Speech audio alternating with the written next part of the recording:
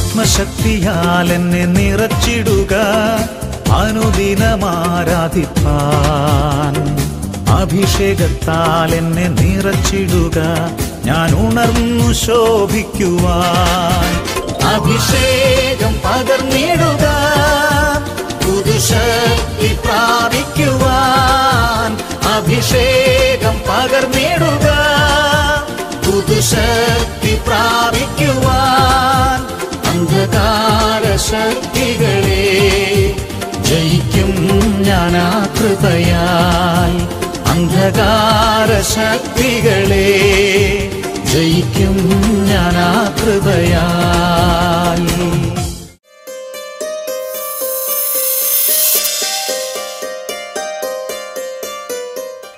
എല്ലാ പ്രേക്ഷകർക്കും യേശുക്രിസ്തുവിൻ്റെ നിസ്തുല്യമായ നാമത്തിൽ എൻ്റെ സ്നേഹ വന്ദനം അറിയിക്കുന്നു. ജയോത്സവം TV പ്രോഗ്രാമിലേക്ക് ഏവരെയും കർത്തൃനാമത്തിൽ സ്വാഗതം ചെയ്യുകയാണ്.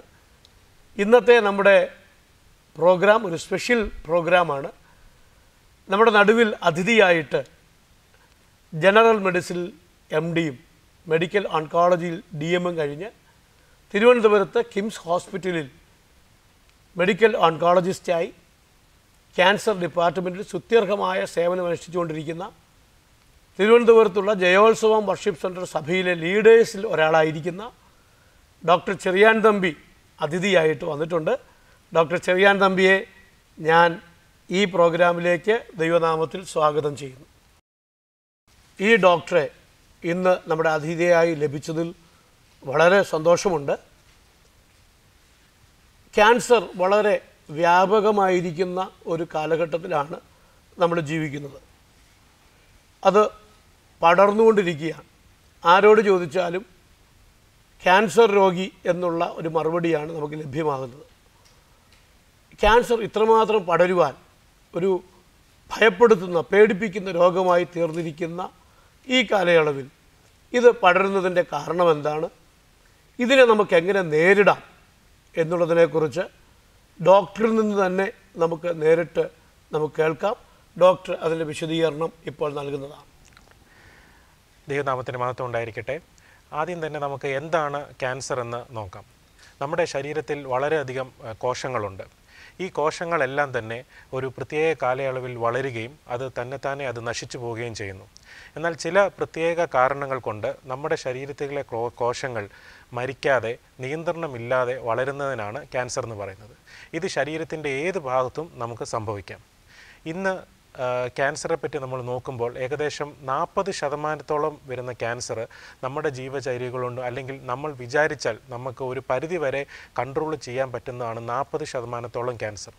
എന്നാൽ 60% വരുന്ന ക്യാൻസർ അത് നമ്മുടെ കൺട്രോളിലല്ല. അതിനുള്ള യഥാർത്ഥ കാരണവും നമുക്കിന്ന് അറിവില്ല.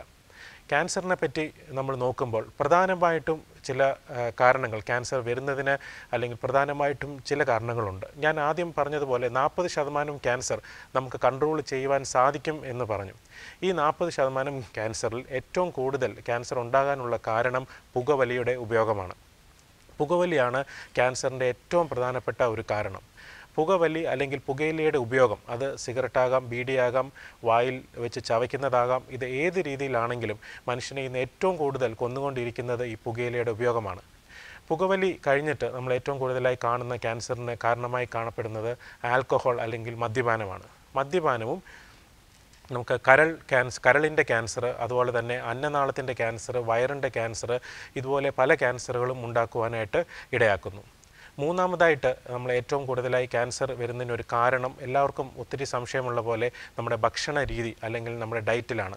ഏകദേശം 20% ക്യാൻസർ നമ്മുടെ ഡയറ്റുമായിട്ട് ബന്ധപ്പെട്ടിരിക്കുന്നു. ഡയറ്റ് അല്ലെങ്കിൽ എന്ത് ഭക്ഷണ രീതി, എല്ലാവർക്കും വളരെയധികം സംശയമുള്ള ഒരു ചോദ്യമാണ് എന്ത് ഭക്ഷണം കഴിക്കാം, എന്ത് ഭക്ഷണം കഴിക്കേണ്ട എന്നുള്ളത്. ഭക്ഷണത്തിൻ്റെ കാര്യം പറയുമ്പോൾ നമ്മൾ ഏറ്റവും കൂടുതൽ ശ്രദ്ധിക്കേണ്ടത് ഇന്ന ഒരു ഭക്ഷണം കഴിക്കുന്നതിനെ പറ്റിയല്ല, എന്നാൽ നമ്മൾ അമിതമായിട്ടുള്ള വണ്ണം അല്ലെങ്കിൽ അമിതമായിട്ടുള്ള ഭാരം വെക്കാതിരിക്കുക എന്നുള്ളതാണ് പ്രധാനപ്പെട്ട കാരണം. അമിതമായിട്ടുള്ള ഭാരവും വ്യായാമക്കുറവും ക്യാൻസറിന് ഒരു കാരണമായിട്ട് മാറുന്നു. നമ്മൾ ഏത് ഭക്ഷണം കഴിച്ചാലും നമ്മളൊരു മിതമായിട്ടുള്ള രീതിയിൽ ഒരു അളവിൽ കൂടാതെ നമ്മൾ കഴിക്കുകയാണെങ്കിൽ ഏത് ഭക്ഷണവും സേഫായിട്ട് നമുക്ക് കഴിക്കുവാൻ സാധിക്കും. എന്നാൽ ഏറ്റവും നമ്മൾ ശ്രദ്ധിക്കേണ്ട കാര്യം വ്യായാമവും അതുപോലെ തന്നെ അമിതവണ്ണവും ഒഴിവാക്കുക എന്നുള്ളതാണ്. അമിതവണ്ണം സ്ത്രീകളിൽ ബ്രസ്റ്റ് ക്യാൻസർ അതുപോലെ തന്നെ യൂട്രസിൻ്റെ ക്യാൻസർ എന്നിവ ഉണ്ടാക്കുമെന്ന് ശാസ്ത്രീയമായി തെളിയിച്ചിട്ടുണ്ട്. പുരുഷന്മാരിൽ ആമാശയത്തിൻ്റെ ക്യാൻസറിൻ്റെ ഒരു പ്രധാനപ്പെട്ട കാരണം അമിതവണ്ണവും വ്യായാമക്കുറവുമാണ്. അപ്പോൾ ഈ ചില കാര്യങ്ങൾ, പുകവലി, മദ്യപാനം, അമിതവണ്ണം, വ്യായാമക്കുറവ്, ഇങ്ങനെയുള്ള ചില കാര്യങ്ങൾ നമ്മൾ ശ്രദ്ധിക്കുകയാണെങ്കിൽ ഞാൻ ആദ്യം പറഞ്ഞ ആ 40% ക്യാൻസറുകളിൽ ഒരു പരിധി വരെ നമുക്ക് കൺട്രോൾ ചെയ്യാനായിട്ട് സാധിക്കും. ഇനിയും ഈ ക്യാൻസർ അല്ലെങ്കിൽ ചില ക്യാൻസറുകൾ നമുക്ക് എങ്ങനെ വളരെ ഏർലി ആയിട്ട് കണ്ടുപിടിക്കാൻ സാധിക്കും? എല്ലാ ക്യാൻസറും നമുക്ക് ഏർലി ആയിട്ട് കണ്ടുപിടിക്കാൻ സാധിക്കത്തില്ല. എന്നാൽ ചില ക്യാൻസറുകൾ, പ്രത്യേകിച്ച് സ്ത്രീകളിൽ ഏറ്റവും കൂടുതലായിട്ട് കാണപ്പെടുന്ന സ്തനാർബുദം, ബ്രസ്റ്റ് ക്യാൻസർ നമുക്ക് വളരെ ഏർലി ആയിട്ട് കണ്ടുപിടിക്കാൻ സാധിക്കും. അതുപോലെ തന്നെ സ്ത്രീകളിൽ രണ്ടാമതായി കൂടുതലായി കാണപ്പെടുന്ന സെർവിക്സിൻ്റെ ക്യാൻസർ. സെർവിക്സ് എന്നാൽ ഗർഭാശയത്തിൻ്റെ താഴെയുള്ളൊരു ഭാഗമാണ്. ഗർഭാശയ മുഖമെന്ന് പറയുന്ന സെർവിക്സിൻ്റെ ക്യാൻസറും നമുക്ക് വളരെ ഏർലി ആയിട്ട് കണ്ടുപിടിക്കാൻ സാധിക്കും. ഇതിന് ഉപയോഗിക്കുന്ന ടെസ്റ്റുകൾ, ഒന്ന് മാമോഗ്രാം എന്ന് പറയുന്ന ടെസ്റ്റുകൾ. 50 വയസ്സിന് ശേഷം എല്ലാ സ്ത്രീകളും ചെയ്തിരിക്കേണ്ട ഒരു ടെസ്റ്റാണ് മാമോഗ്രാം എന്ന ഈ ടെസ്റ്റ്. അതുപോലെ തന്നെ പാപ്സ്മിയർ, യൂട്രസിൻ്റെ സെർവിക്സിൽ നിന്ന് എടുക്കുന്ന ഒരു സ്മിയർ ടെസ്റ്റാണ് പാപ്സ്മിയർ. ഈ 2 ടെസ്റ്റുകളും അധികം പണച്ചെലവ് ഒന്നുമില്ലാതെ വളരെ എളുപ്പത്തിൽ നമുക്ക് ചെയ്യാൻ പറ്റുന്നതാണ്. ഇത് ചെയ്യുകയാണെങ്കിൽ നമുക്ക് വളരെ എളുപ്പത്തിൽ വളരെ ഏർലി സ്റ്റേജിൽ ഈ ക്യാൻസറുകൾ കണ്ടുപിടിക്കാനും അതിനെ ഫലപ്രദമായി ചികിത്സിക്കുവാനും സാധിക്കും. അനേകം പേർക്കുള്ള അടുത്തായൊരു ഭയം അല്ലെങ്കിൽ പേടി ഇതിൻ്റെ ട്രീറ്റ്മെൻറ്റിനെ കുറിച്ചാണ്. എന്നാൽ ഇപ്പോൾ ഇതിന് വളരെ ആധുനികമായിട്ടുള്ള ട്രീറ്റ്മെൻറ്റ്, ഇതിൻ്റെ സൈഡ് എഫക്റ്റ് കുറയ്ക്കാനുള്ള എല്ലാ മരുന്നുകളും ഇന്ന് അവൈലബിൾ ആണ്. ക്യാൻസറിൻ്റെ ചികിത്സയിൽ പ്രധാനമായും കീമോതെറാപ്പി, റേഡിയേഷൻ, സർജറി എന്നിങ്ങനെ 3 വിഭാഗങ്ങളായിട്ടാണ് ട്രീറ്റ്മെൻറ്റ് ഉള്ളത്. ഈ ട്രീറ്റ്മെൻറ്റ് എല്ലാം തന്നെ ഇപ്പോൾ വളരെ അധികം ആധുനികമായിട്ടുള്ളതിനാൽ നമുക്ക് വളരെയധികം സൈഡ് എഫക്റ്റ് കുറച്ച്, ഇതിന് സൈഡ് എഫക്റ്റ് ഇല്ലെന്നല്ല, എന്നാലും നമുക്ക് വളരെയധികം സൈഡ് എഫക്റ്റുകൾ കുറച്ച് നന്നായി ഇതിന് ട്രീറ്റ്മെൻറ്റ് എടുക്കുവാനും ഏത് സ്റ്റേജിലാണെങ്കിലും നമുക്ക് ഒരു പരിധി വരെ ഇതിനെ കൺട്രോൾ ചെയ്യാനും ഏർലി സ്റ്റേജിലാണെങ്കിൽ ഇതിനെ കംപ്ലീറ്റ് ആയിട്ട് ക്യൂർ ചെയ്യാനും നമുക്ക് സാധിക്കും. ക്യാൻസർ എന്ന രോഗത്തെക്കുറിച്ചും അതിൻ്റെ പരിണിത ഫലങ്ങളെക്കുറിച്ചൊക്കെ ശാസ്ത്രീയമായ രീതിയിൽ ഡോക്ടർ വിശദീകരിക്കാൻ തക്കവണ്ണം ഇടയായി തീർന്നു. എന്നാൽ എൻ്റെ അടുത്ത ചോദ്യം ഒരു വ്യത്യസ്തമായ ചോദ്യമാണ്. ആ ചോദ്യം, ഡോക്ടർ ഒരു ട്രാക്റ്റ് എഴുതിയിട്ടുണ്ട്, ക്യാൻസർ ഒരവസാനമല്ല, cancer is not the end. അതൊരു ആത്മീയ കാഴ്ചപ്പാടിലേക്ക് ഡോക്ടർ വന്നിരിക്കുന്നു എന്നുള്ളതിൻ്റെ ഉത്തമ ഉദാഹരണമാണ് ആ ട്രാക്റ്റ്. ആ ട്രാക്റ്റ് എഴുതാനുണ്ടായ കാരണം എന്താണ്? എനിക്കറിയാനിടയായത്, ഡോക്ടറിൻ്റെ അടുത്ത് വരുന്ന മിക്കവാറും എല്ലാ രോഗികൾക്കും ഡോക്ടർ ചികിത്സ ചെയ്യുന്നതിൻ്റെ ഇടയ്ക്ക് തന്നെ ഈ ട്രാക്റ്റ് കൈമാറാറുണ്ട് എന്ന് കേട്ടിട്ടുണ്ട്. അപ്പോൾ ഇത് എഴുതാനുണ്ടായ മുഖാന്തരം എന്താണ്? ഈ ട്രാക്റ്റ് ഡിസ്ട്രിബ്യൂട്ട് ചെയ്യാൻ വേണ്ടി അല്ലെങ്കിൽ പ്രിൻ്റ് ചെയ്യാൻ വേണ്ടിയൊക്കെ ഡോക്ടർ എടുത്തിരിക്കുന്ന എഫോർട്ടിൻ്റെ അതിൻ്റെ കാരണം എന്താണെന്ന് വിശദീകരിക്കാമോ? പാസ്റ്റർ പറഞ്ഞ പോലെ തന്നെ ഇങ്ങനെ ഒരു ക്യാൻസർ അവസാനമല്ല, cancer is not the end, it's a beginning of a new relationship with eternal God.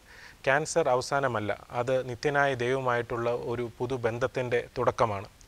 ഇങ്ങനെ ഞാനൊരു പ്രത്യേക സമയത്ത് വീട്ടിൽ പ്രാർത്ഥിച്ചുകൊണ്ടിരുന്നപ്പോൾ ദൈവം എന്നോട് വളരെയധികം ഇടപെടുകയും സംസാരിക്കുകയും ചെയ്തതിൻ്റെ ഫലമായിട്ട് ദൈവം എന്നോട് ഇങ്ങനൊരു ട്രാക്റ്റ്, ക്യാൻസറിനെ പറ്റി ഒരു ട്രാക്റ്റ് എഴുതണമെന്നും ക്യാൻസർ എങ്ങനെ ആത്മീയമായിട്ട് നമുക്ക് നേരിടാൻ സാധിക്കുമെന്നും ഒരു ട്രാക്റ്റ് എഴുതണമെന്ന് എൻ്റെ മനസ്സിൽ ദൈവം വളരെയധികമായിട്ട് എന്നോട് സംസാരിച്ചു കൊണ്ടിരുന്നു. ആദ്യമല്ല എനിക്കത് വളരെ ഒരു മടിയായിട്ടായിരുന്നു. എന്നാൽ ഞാൻ വീണ്ടും ചിന്തിച്ചപ്പോൾ നമ്മളൊരു ക്യാൻസറിനെ നമ്മൾ എഫക്റ്റീവായിട്ട് പ്രതിരോധിക്കണമെങ്കിൽ, ഞാൻ മുമ്പ് പറഞ്ഞ പോലെ നമുക്ക് നല്ല രീതിയിലുള്ള ട്രീറ്റ്മെൻ്റ് ഉണ്ട്, ആധുനികമായിട്ടുള്ള എല്ലാ രീതിയിലുള്ള ട്രീറ്റ്മെൻറ്റും നല്ല ഡോക്ടർമാരും ഹോസ്പിറ്റലും എല്ലാം ഇന്ന് അവൈലബിൾ ആണെങ്കിലും നമ്മൾ ഇതെല്ലാം ചെയ്യുന്നതിൻ്റെ കൂട്ടത്തിൽ തന്നെ നമുക്കൊരു പ്രത്യേക ദൈവകൃപയില്ലെങ്കിൽ നമുക്ക് ഈ ക്യാൻസറിനെ നേരിടുവാനായിട്ട് സാധിക്കത്തില്ല. അതെനിക്ക് കൂടുതൽ മനസ്സിലാകുകയും നമ്മൾ ഒരു ക്യാൻസറിൻ്റെ ചികിത്സയിൽ ആ ഡോക്ടറിന് കറക്റ്റായിട്ടുള്ള വിവേകം ലഭിക്കണം, ആ ട്രീറ്റ്മെൻറ്റ് കറക്റ്റായിട്ട് പോകണം, ആ മരുന്നുകൾ കറക്റ്റായിട്ടുള്ളിൽ ചെന്ന് ക്യാൻസർ കോശങ്ങളെ നശിപ്പിക്കണം, അതിൻ്റെ സൈഡ് എഫക്റ്റുകൾ കുറഞ്ഞിരിക്കണം. ഇതെല്ലാം നമ്മളൊരു ഹോസ്പിറ്റലിൽ പോയി ചെയ്താലും ഇതെല്ലാം കറക്റ്റായിട്ട് നടക്കണമെങ്കിൽ നമുക്കൊരു ദൈവകൃപ അത്യാവശ്യമാണ്. അതുകൊണ്ടാണ് നമ്മൾ നല്ല ട്രീറ്റ്മെൻറ്റ് എടുക്കുന്നതിൻ്റെ കൂട്ടത്തിൽ തന്നെ ആത്മീയമായിട്ട് ചില കാര്യങ്ങൾ നമ്മൾ ശ്രദ്ധിക്കുകയാണെങ്കിൽ നമുക്ക് ഈ ക്യാൻസറിനെ വളരെ ഫലപ്രദമായിട്ട് നേരിടുവാൻ സാധിക്കും. ഈ ട്രാക്റ്റ് എന്നോട് ദൈവം സംസാരിക്കുകയും ഞാൻ ആദ്യം കുറച്ച് മടിച്ചിരുന്നെങ്കിലും വളരെയധികം ആ സമയത്ത് ചില പ്രതികൂലങ്ങൾ കൂടെ കടന്നു പോവുകയും എന്നാൽ ഈ ട്രാക്റ്റ് അങ്ങനെ എനിക്ക് ദൈവം എങ്ങനെ എഴുതണമെന്ന് എന്നെ കാണിച്ചു തരികയും ഒരു രാത്രി കൊണ്ട് അത് എഴുതി തീർക്കുകയും എന്നാൽ അത് പബ്ലിഷ് ചെയ്യുവാൻ ചില കാലതാമസം വരികയും ആ സമയത്തെല്ലാം ഞാൻ ചില പ്രതികൂലങ്ങൾ കൂടെ പോവുകയും എന്നാൽ ഈ ട്രാക്റ്റ് പബ്ലിഷ് ചെയ്ത് അത് പുറത്തിറക്കി കഴിഞ്ഞപ്പോൾ അത്ഭുതമായിട്ട് എൻ്റെ അന്ന് എനിക്കുണ്ടായിരുന്ന എല്ലാ പ്രതികൂലങ്ങളും മാറിപ്പോകുവാനായിട്ട് ഇടയായി. അതുകൊണ്ട് ഇത് ദൈവം എന്നെക്കൊണ്ട് എഴുതിപ്പിച്ചതാണെന്നും ഇത് അനേകർക്ക് പ്രയോജനമാകുന്നുള്ള ഉത്തമ ബോധ്യവും ധൈര്യവും എനിക്കുണ്ട്. അതുകൊണ്ടാണ് ഇന്ന് ഞാൻ നിങ്ങളുടെ മുമ്പിൽ ഇരുന്ന് ഇതിനെപ്പറ്റി പറയുന്നത്. യോഹന്നാൻ്റെ സുവിശേഷത്തിൽ 11-ാം അധ്യായത്തിൽ പറയുന്ന യേശുക്രിസ്തു പറയുന്ന പോലെ ഞാൻ തന്നെ പുനരുത്ഥാനവും ജീവനുമാകുന്നു. എന്നിൽ വിശ്വസിക്കുന്നവർ മരിച്ചാലും ജീവിക്കും. അപ്പോൾ നമ്മൾ ആദ്യമായി നമ്മൾ വിശ്വസിക്കേണ്ടത്, നമ്മൾ യേശുക്രിസ്തുവിൽ വിശ്വസിക്കുന്നവരെല്ലാവരും നമുക്ക് മരണമില്ല, നമ്മൾ മരിച്ചാലും നമ്മൾ ജീവിക്കുന്നു. ഈ ഒരു വലിയ വെളിപ്പാട് പൗലോസിന് കിട്ടിയതുകൊണ്ടാണ് കൊരിന്ത്യർ ലേഖനത്തിൽ പൗലോസ് പറയുന്നത്, ഹേ മരണമേ നിൻ്റെ ജയം എവിടെ, ഹേ മരണമേ നിൻ്റെ വിഷമുള്ള എവിടെ. അപ്പോൾ നമ്മൾ ആദ്യമായി കർത്താവെ യേശുക്രിസ്തുവിൽ വിശ്വസിക്കുമ്പോൾ നമ്മൾക്ക് ഈ മരണഭയം നമ്മളിൽ നിന്ന് ആദ്യം മാറണം. ഈ ഭയം മാറുമ്പോൾ തന്നെ നമുക്ക് ക്യാൻസറിനെ നമുക്ക് ഫലപ്രദമായി ചികിത്സിക്കുവാൻ സാധിക്കും. അടുത്തത് നമ്മൾ പ്രധാനമായും നമ്മൾ മനസ്സിൽ കരുതേണ്ടത്, നമ്മൾ വിശ്വസിക്കുന്ന ദൈവം ആരെന്ന് നമ്മൾ മനസ്സിലാക്കണം. ദൈവത്തിൻ്റെ ഒത്തിരി പ്രത്യേകതകളുണ്ടെങ്കിലും 1-2 പ്രത്യേകതകൾ ഞാനിവിടെ എടുത്തു പറയാനായിട്ട് ആഗ്രഹിക്കുന്നു. ദൈവം സർവശക്തനാണ്. ഉൽപ്പത്തിയുടെ 17-ാം അധ്യായം അതിൻ്റെ 1-ാം അധ്യായത്തിൽ എബ്രഹാമിനോട് ദൈവം പറയുന്നു, ഞാൻ സർവശക്തനായ ദൈവമാണ്. നമ്മുടെ ദൈവം അസാധ്യങ്ങളുടെ ദൈവമല്ല, നമ്മളുടെ ദൈവം സാധ്യതകളുടെ ദൈവമാണ്. നമ്മളുടെ ദൈവം എല്ലാ അസാധ്യങ്ങളെയും സാധ്യതമാക്കി മാറ്റുന്ന ദൈവമാണ് നമ്മുടേത്. നമ്മൾ ആദ്യമായി നമ്മുടെ മനസ്സിൽ ഉറപ്പിക്കേണ്ടത് നമ്മുടെ ദൈവം സർവശക്തനായ ദൈവമാണെന്നുള്ള ഒരു ഉറപ്പ് നമ്മുടെ മനസ്സിലുണ്ടാവണം. അടുത്തത്, ദൈവം സർവജ്ഞാനിയാണ്. ഇതാണ് ഏറ്റവും എനിക്ക് പ്രധാനപ്പെട്ടതായി തോന്നിയിരിക്കുന്നത്. നമ്മൾ ഒന്നും ഈ ഭൂലോകം മുഴുവൻ സൃഷ്ടിച്ച ദൈവത്തിൻ്റെ ജ്ഞാനം നമുക്കറിയാം. സങ്കീർത്തനക്കാരൻ പറയുന്നത് പോലെ തൻ്റെ വിവേകത്തിന് അന്തമില്ല. ഇൻഫിനിറ്റീവായിട്ടുള്ള നോളജാണ് ദൈവത്തിൻ്റേത്. നമ്മുടെ മനുഷ്യ ശരീരം എത്ര കോംപ്ലക്സും എത്ര ബ്യൂട്ടിഫുള്ളുമായിട്ടാണ് ദൈവം സൃഷ്ടിച്ചിരിക്കുന്നത്. ഇത് കാണുമ്പോൾ തന്നെ നമുക്ക് മനസ്സിലാക്കേണ്ടത് ദൈവം സർവജ്ഞാനിയാണ്. നമ്മുടെ തലയിലെ ഒരു മുടി കൊഴിയുന്നത് പോലും ദൈവം അറിയുന്നെങ്കിൽ നമ്മുടെ ശരീരത്തിൻ്റെ രോഗാവസ്ഥയും അത് എത്ര വലിയ രോഗമാണെങ്കിൽ നമ്മൾ പലപ്പോഴും ദൈവത്തെ നമ്മൾ ലിമിറ്റ് ചെയ്യാറുണ്ട്. ക്യാൻസർ ദൈവത്തിന് മാറ്റാൻ സാധിക്കുമോ, 4ാമത് സ്റ്റേജിലുള്ള ഇത് ഞാനും പലപ്പോഴും എൻ്റെ മനസ്സിൽ വന്നിട്ടുള്ള ചോദ്യങ്ങളാണ്. എന്നാൽ ദൈവം എന്നെ പഠിപ്പിച്ച കാര്യം, നമ്മൾ ദൈവത്തെ ഒരിക്കലും നമ്മൾ ലിമിറ്റ് ചെയ്യല്ലേ. ഈ അഖിലാണ്ട ഭൂലോകം മുഴുവൻ നിർമ്മിച്ച ദൈവത്തിന് നമ്മുടെ ശരീരത്തിലെ ഓരോ കോശങ്ങളെ പറ്റിയും അറിയാം. അത് നമ്മുടെ രോഗാവസ്ഥ എന്തെന്ന് ദൈവത്തിന് കറക്റ്റായിട്ട് അറിയാം. ക്യാൻസർ എന്തെന്ന് ദൈവത്തിന് നന്നായിട്ട് അറിയാം. അപ്പോൾ നമ്മൾ ഇവിടെ ചെയ്യേണ്ടത്, ദൈവം സർവജ്ഞാനിയാണ്. നമ്മളിലുള്ള എല്ലാ രോഗത്തെപ്പറ്റിയും നമ്മളിൽ എന്ത് സംഭവിച്ചാലും ദൈവം അറിയാതെ സംഭവിക്കുന്നില്ല. അപ്പോൾ നമ്മുടെ ദൈവം സർവശക്തനാണ്, നമ്മുടെ ദൈവം സർവജ്ഞാനിയാണ്. ഇത് നമ്മുടെ മനസ്സിലേക്ക് നമ്മൾ ഉറപ്പിക്കേണ്ട, നമ്മൾ മനസ്സിലാക്കേണ്ട പ്രധാനപ്പെട്ട 2 കാര്യങ്ങളാണ്. അടുത്തതായിട്ട് നമ്മുടെ ദൈവത്തിന് നമുക്കറിയാം, യേശുക്രിസ്തു ബൈബിളിൽ നമ്മൾ ഉടനീളം നമ്മൾ കാണുന്നത് അനേക രോഗസൗഖ്യങ്ങൾ യേശുക്രിസ്തു ചെയ്തിട്ടുണ്ട്. ഈ രോഗസൗഖ്യങ്ങളെപ്പറ്റി നമ്മൾ വായിക്കുകയും ഇത് നമ്മുടെ മനസ്സിൽ ഗ്രഹിക്കുകയും നമ്മൾ ആഴത്തിൽ നമ്മൾ ഗ്രഹിക്കുകയും ചെയ്യണം. അതിൽ ചില പ്രധാനപ്പെട്ട കാര്യങ്ങൾ ഇവിടെ ഇന്ന് പറയുവാനായിട്ട് ഞാൻ ആഗ്രഹിക്കുന്നു. കഫർനഹൂം എന്ന പട്ടണത്തിൽ ഒരു ദിവസം യേശു യാത്ര ചെയ്തപ്പോൾ അവിടുത്തെ ഒരു ശതാധിപൻ ദൈവത്തിൻ്റെ അടുക്കിലേക്ക് വന്നിട്ട് തൻ്റെ ദാസൻ ദീനത്തിലായിരിക്കുന്നു, മരണാസനായിരിക്കുന്നു എന്ന് പറയാനിടയാകുന്നു. അവിടെ ആ ശതാധിപൻ യേശുവിനോട് പറയുന്നത്, എൻ്റെ വീട്ടിലേക്ക് അങ്ങ് വരുവാൻ ഞാൻ യോഗ്യനല്ല, അങ്ങ് ഒരു വാക്ക് പറഞ്ഞാൽ എൻ്റെ ദാസൻ സൗഖ്യമാവെന്ന് പറയുന്നു. ഇത് യേശുവിനെ പോലും അതിശയിപ്പിച്ച ഒരു വിശ്വാസമായിട്ട് ബൈബിൾ രേഖപ്പെടുത്തിയിരിക്കുന്നു. അവിടെ ആ ശതാധിപൻ പറയുന്ന പോലെ യേശുവിൻ്റെ ഒരു വാക്ക് മതി നമ്മൾ സൗഖ്യമാകുവാൻ. നിങ്ങളിവിടെ ചെയ്യേണ്ടത്, യേശുക്രിസ്തു ഒരു വാക്ക് പറഞ്ഞാൽ നിങ്ങൾ സൗഖ്യമാകുമെന്ന് നിങ്ങൾ ഹൃദയം കൊണ്ട് നിങ്ങൾ വിശ്വസിക്കുക. അവൻ്റെ ഒരു വാക്ക് മതി നിങ്ങളുടെ എത്ര വലിയ ക്യാൻസർ ആണെങ്കിലും അത് മാറിപ്പോകുവാൻ. 12 വർഷമായി രക്തസ്രാവക്കാരിയായ ഒരു സ്ത്രീ യേശുക്രിസ്തു വരുന്നത് അറിഞ്ഞിട്ട് തൻ്റെ പുറകെ പോയിട്ട് തൻ്റെ വസ്ത്രത്തിൻ്റെ തൊങ്ങലിൽ തൊടുമ്പോൾ ശക്തി ദൈവത്തിൽ നിന്ന് പകർന്നിട്ട് തൻ്റെ രക്തസ്രാവം പൂർണ്ണമായിട്ടും മാറുന്നതായിട്ട് നാം ബൈബിളിൽ വായിക്കുന്നു. യേശുക്രിസ്തു നമ്മളെ ഒന്ന് തൊട്ടാൽ, അല്ലെങ്കിൽ നമ്മൾ യേശുവിനെ ഒന്ന് തൊട്ടാൽ നമ്മുടെ രോഗം സൗഖ്യമാകും. നമ്മുടെ ആത്മീയ കണ്ണുകൊണ്ട് നമ്മൾ ദൈവത്തെ ഒന്ന് തൊടുന്നതായിട്ട് നമുക്ക് കാണണം. ആ ദൈവം നമ്മളെ ഒന്ന് തൊടുന്നതായിട്ട് നമ്മൾ എക്സ്പീരിയൻസ് ചെയ്യണം. യേശുക്രിസ്തു ഒന്ന് തൊട്ടാൽ നമ്മുടെ എത്ര വലിയ രോഗമാണെങ്കിലും, അത് എത്ര വർഷമായിട്ടുള്ള രോഗമാണെങ്കിലും അത് സൗഖ്യമാകുവാനായിട്ടിടയാകും. ബെഥേസ്ദ കുളക്കരയിൽ 38 വർഷമായിട്ട് രോഗിയായി കിടന്നിരുന്ന ഒരു മനുഷ്യനുണ്ടായിരുന്നു. തന്നെ ആരും നോക്കുവാനില്ലായിരുന്നു. എന്നാൽ യേശുക്രിസ്തു അവിടെ വരികയും നിനക്ക് സൗഖ്യമാകുവാൻ മനസ്സുണ്ടോ എന്ന് അവനോട് ചോദിക്കുകയും യേശു അവനെ സൗഖ്യമാക്കുന്നതായിട്ട് നമുക്ക് കാണാം. യേശുക്രിസ്തു ഈ 38 വർഷമായി രോഗിയായിരിക്കുന്ന ആളെ സൗഖ്യമാക്കിയിട്ട് തന്നോട് പറയുന്ന ഒരു വാക്കുണ്ട്, കൂടുതൽ തിന്മ ഭവിക്കാതിരിക്കുവാനായിട്ട് നീ ഇനിമേൽ പാപം ചെയ്യരുതേ. പാപം നമ്മുടെ രോഗത്തിന് ഒരു കാരണമായേക്കാം. ഇതിപ്പോൾ എന്നെ ശ്രവിക്കുന്ന ആരെങ്കിലും നിങ്ങൾ ഏതെങ്കിലും തരത്തിലുള്ള പാപത്തിന് അടിമയാണോ, അല്ലെങ്കിൽ നിങ്ങൾ ഏതെങ്കിലും തരത്തിലുള്ള പാപം നിങ്ങൾ ഏറ്റു പറയാതിരിക്കുന്നുണ്ടെങ്കിൽ ഈ സമയം നിങ്ങളുടെ പാപങ്ങൾ ഓർത്ത് നിങ്ങൾ പശ്ചാത്തപിക്കേണ്ടതാണ്. പാപത്തെപ്പറ്റി ബൈബിൾ പറയുമ്പോൾ നമ്മുടെ മിക്ക രോഗങ്ങളുടെയും ഒരു ഉത്ഭവ കാരണം മജ്ജ അല്ലെങ്കിൽ സ്റ്റെം സെൽസ് എന്ന് പറയുന്നു. സങ്കീർത്തനം 32 പറയുന്നത് എൻ്റെ മജ്ജ വേനൽക്കാലത്തിലെ ഉഷ്ണത്തിൽ എന്ന പോലെ വറ്റിപ്പോയെന്നാണ്. അതേസമയം സങ്കീർത്തനം 63 പറയുന്നത് ഞാൻ യേശുവിനെ ദൈവത്തെ എൻ്റെ കിടക്കയിൽ ധ്യാനിക്കുകയും ഓർക്കുകയും ചെയ്യുമ്പോൾ എൻ്റെ പ്രാണന് മജ്ജയും മേധസ്സും എന്നുകൊണ്ട് പോലെ തൃപ്തി വരുന്നു. നമ്മുടെ പാപം നമ്മൾ ദൈവത്തോട് ഏറ്റുപറയുകയാണെങ്കിൽ നമ്മുടെ പ്രാണന് മജ്ജയും മേധസ്സും എന്നുപോലെ തൃപ്തി വരും. നമ്മുടെ രോഗങ്ങൾ സൗഖ്യമാകുവാൻ ഇടയാകും. യേശു വളരെയധികം സ്നേഹിച്ച ഒരു വ്യക്തിയായിരുന്നു ലാസർ. ഈ ലാസർ മരിക്കുവാനായിട്ട് ഇടയായി. ലാസർ മരിച്ചപ്പോൾ യേശു ക്രിസ്തു അവിടെ വരികയും 4 ദിവസം കഴിഞ്ഞ് നാറ്റം വെച്ച ലാസറിനെ ഉയർപ്പിക്കുവാനും ഇടയായി. അവിടെ എന്താണ് സംഭവിച്ചത്? ആ മറിയ, ലാസറിൻ്റെ സഹോദരിയായിട്ടുള്ള മറിയയും കൂടെ നിന്ന യഹൂദന്മാരുടെയും ആ കണ്ണുനീർ യേശു കാണുവാനിടയായി. നമ്മൾ ആത്മാർത്ഥമായിട്ടൊന്ന് കരയുകയാണെങ്കിൽ, നമ്മുടെ ഏതവസ്ഥയും നമ്മുടെ രോഗാവസ്ഥയിലാണെങ്കിലും നമ്മൾ ആത്മാർത്ഥമായിട്ടൊന്ന് കരയുകയാണെങ്കിൽ നമ്മുടെ ആ കണ്ണുനീര് കാണുകയും യേശു ക്രിസ്തു നമ്മുടെ കൂടെ കരയുകയും ചെയ്യും. അവിടെ മറിയ കരഞ്ഞ് ആ യേശുവിൻ്റെ ഉള്ളം നൊന്തിട്ട് യേശു ഉടനെ അവിടെ ചെന്ന് ലാസറിനെ ഉയർപ്പിക്കുന്നതായിട്ട് നമുക്ക് കാണാം. മരിച്ച് 4 ദിവസം കഴിഞ്ഞ് നാറ്റം വെച്ച ലാസറിനെ ഉയർപ്പിക്കാമെങ്കിൽ സഹോദര, നിങ്ങളുടെ ക്യാൻസർ എത്ര നിസ്സാരമാണ് ദൈവത്തിന്. നമ്മുടെ ക്യാൻസറിൻ്റെ എല്ലാ രോഗാവസ്ഥയും ദൈവത്തിന് അറിയുന്നു. അവന് അത് സൗഖ്യമാക്കുവാൻ ഒരു വാക്ക് മതി. നിങ്ങൾ ഇന്ന് ആത്മാർത്ഥമായിട്ടൊന്ന് കരയുവാൻ സാധിക്കുമെങ്കിൽ ദൈവം നിങ്ങളുടെ ക്യാൻസർ ഇപ്പോൾ തന്നെ സൗഖ്യമാകും. എന്നെ കേൾക്കുന്ന ഞാൻ ഈ പറഞ്ഞ ചില വാക്യങ്ങൾ, നമ്മുടെ ദൈവം നമ്മൾ ആദ്യമായിട്ട് നമ്മൾ ചെയ്യേണ്ടത് നമ്മുടെ ഭയം മാറ്റുക എന്നുള്ളതാണ്. നമ്മുടെ യേശുക്രിസ്തു കുരിശിൽ മരണത്തെ തോൽപ്പിച്ചു.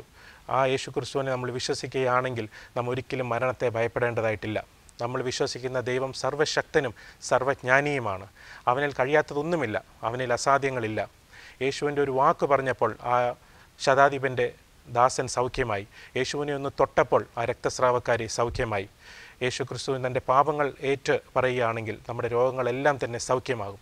നാം ഒന്ന് കണ്ണീരോടുകൂടി നാം ഒന്ന് ആത്മാർത്ഥമായി ദൈവത്തോട് പ്രാർത്ഥിക്കുകയാണെങ്കിൽ ലാസറിനെ ഉയർപ്പിച്ചതുപോലെ നമ്മുടെ ഏത് വലിയ ക്യാൻസറും സൗഖ്യമാക്കുവാൻ കഴിവുള്ളവനാണ് നമ്മൾ വിശ്വസിക്കുന്ന സർവ്വശക്തനായ യേശു ക്രിസ്തു. ഇന്നെന്നെ കേൾക്കുന്ന ആരെങ്കിലും യേശുവിനെ അറിയുന്നില്ലെങ്കിൽ, നിങ്ങൾ ക്യാൻസർ രോഗത്താൽ നിങ്ങൾ ഭാരപ്പെടുന്നുണ്ടെങ്കിൽ നിങ്ങൾ ചെയ്യേണ്ടത് ഇത്ര മാത്രം: യേശു ക്രിസ്തു സർവ്വശക്തനായ ദൈവമാണെന്നും ഈ ദൈവം ഒന്ന് കൽപ്പിച്ചാൽ നിങ്ങളുടെ ഏത് രോഗം സൗഖ്യമാകുമെന്നും നിങ്ങൾ ഉള്ളം കൊണ്ട് ഉറച്ച് വിശ്വസിക്കുകയാണെങ്കിൽ ഈ സമയം തന്നെ നിങ്ങളുടെ രോഗം സൗഖ്യമാകുവാനായിട്ട് ഇടയാകും. ഞാനിവിടെ അവസാനമായി ഞാൻ ആദ്യം പറഞ്ഞത് ഒരു പ്രാവശ്യം കൂടെ പറഞ്ഞ് ഞാൻ അവസാനിപ്പിക്കുന്നു. Cancer is not the end, it's a new beginning with a relationship with eternal God. Cancer അവസാനമല്ല, അത് നിത്യനായ ദൈവമായിട്ടുള്ളൊരു പുതുബന്ധത്തിൻ്റെ ആരംഭമാണ്. അതുകൊണ്ട് നമ്മൾ ക്യാൻസർ വരുമ്പോൾ നമ്മൾ നിരാശപ്പെടുകയല്ല വേണ്ടത്. നമ്മൾ ഈ ദൈവത്തോട് കൂടുതൽ അടുത്ത് പുതിയ ഒരു ബന്ധത്തിൽ ദൈവവുമായിട്ട് ഉറക്കുകയാണ് ചെയ്യേണ്ടത്. Man's extremity is God's opportunity.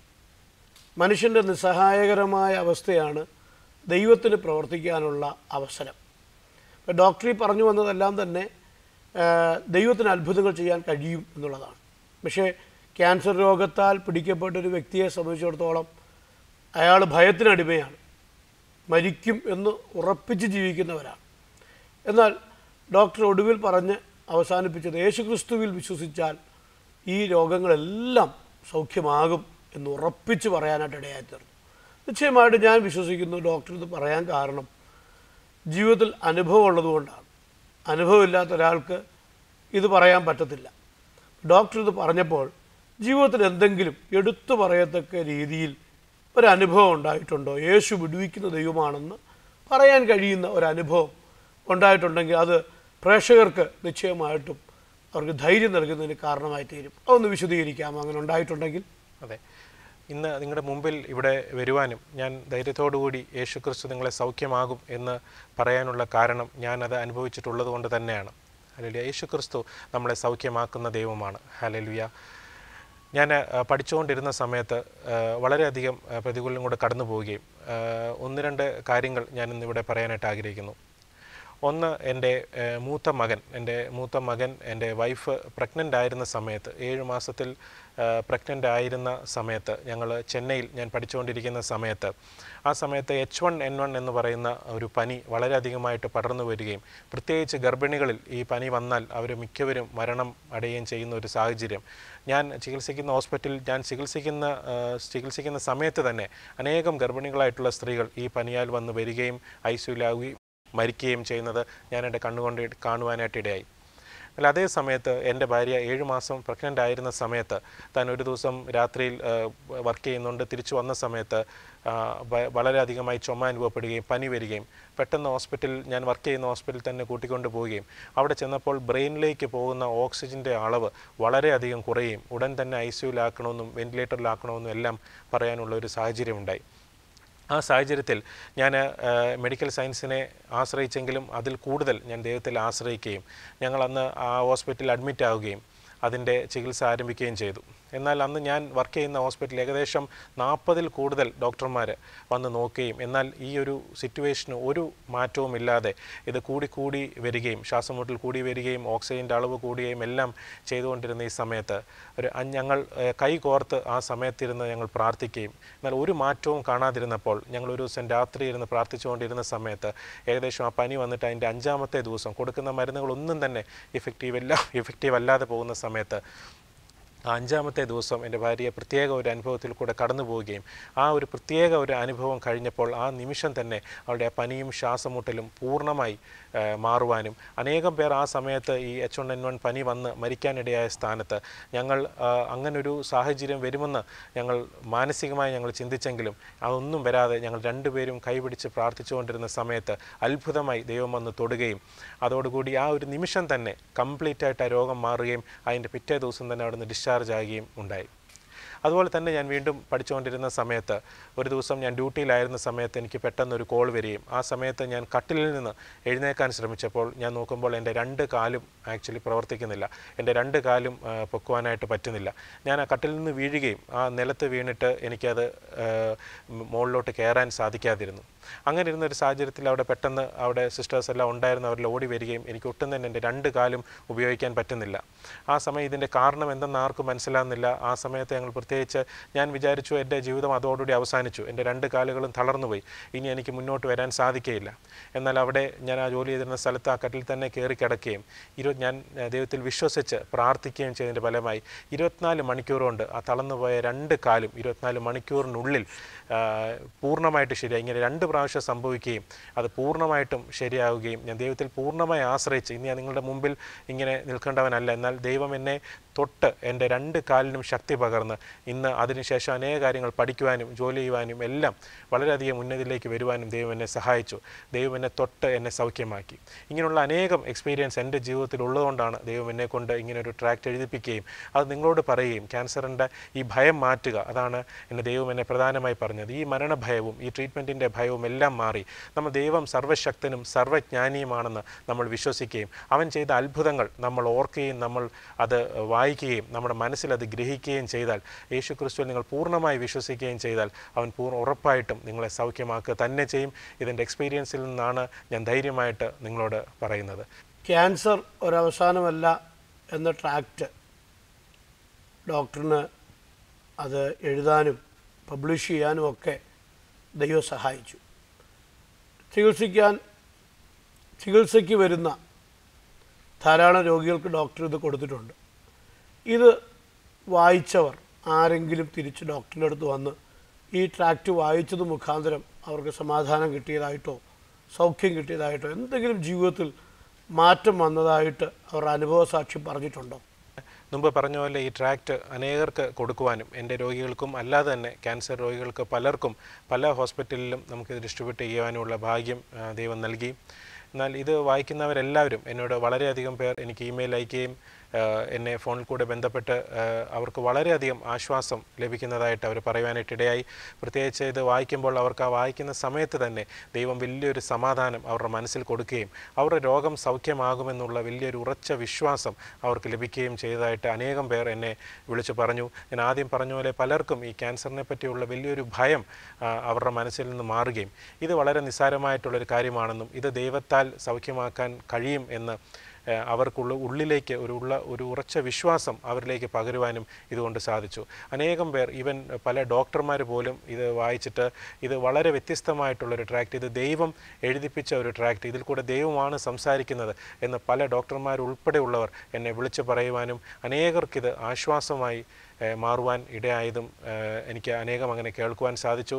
അതിന് ദൈവം എന്നെ അനുഗ്രഹിച്ചതോർത്ത് ഞാൻ ദൈവത്തിന് ഈ സമയത്ത് ഞാൻ നന്ദി പറയുന്നു. ഈ എപ്പിസോഡിൻ്റെ ഒടുവിൽ നമ്മുടെ പ്രേക്ഷകരോട് എന്താണ് ഡോക്ടറിന് ഒരു സന്ദേശമായി പറയാനുള്ളത്? അവർക്ക് വേണ്ടി ഒരു സന്ദേശം നൽകുകയും ഡോക്ടർ അവർക്ക് വേണ്ടി ഒന്ന് പ്രാർത്ഥിക്കുകയും ചെയ്താൽ നിശ്ചയമായിട്ടും അതവർക്കൊരു അനുഗ്രഹമായിരിക്കും. ആ സന്ദേശം കേൾക്കാൻ ഞങ്ങൾക്ക് ആഗ്രഹമുണ്ട്.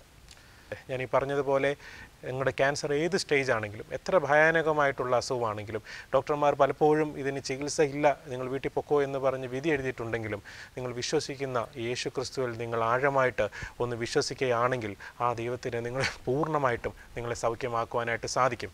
ഞാൻ പറഞ്ഞതുപോലെ അവൻ സർവ്വശക്തനായ ദൈവമാണെന്നും അവൻ സർവ്വജ്ഞാനിയായിട്ടുള്ള ദൈവമാണെന്നും നിങ്ങൾ ആഴത്തിൽ നിങ്ങൾ വിശ്വസിക്കുകയാണെങ്കിൽ ഈ നിമിഷം തന്നെ നിങ്ങൾ സൗഖ്യമാകുവാനായിട്ട് ഇടയാകും.